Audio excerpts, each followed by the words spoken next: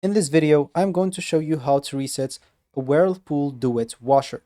So most Whirlpool Duet washers do not have a dedicated reset button, and the recommended reset method is basically a power cycle. Some model allows a control panel reset, but the exact button sequence may vary by a button, so make sure to check your user manual that came with the washer if you do have it or not.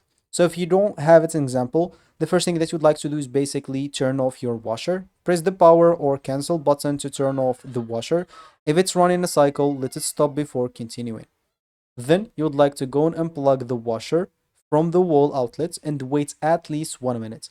If the washer is hardwired, turn off the circuit breaker for about 5 minutes instead.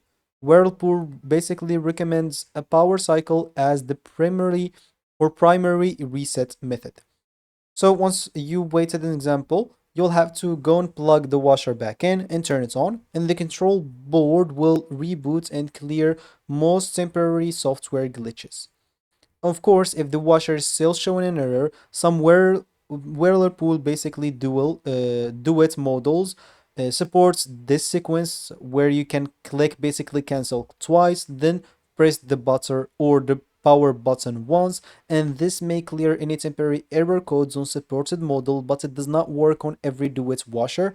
So just check with your user manual if you have it to know if it's supported in your washer or not. And of course, once you do all of that, you can always try to run a test cycle to see if it's working. Just select a short cycle such as spin or rinse or a quick wash. Run it without any clothes, and if the cycle completes normally, the reset should be successful and probably you don't have the error anymore. So that should be it for me in this video. Thank you for watching and goodbye.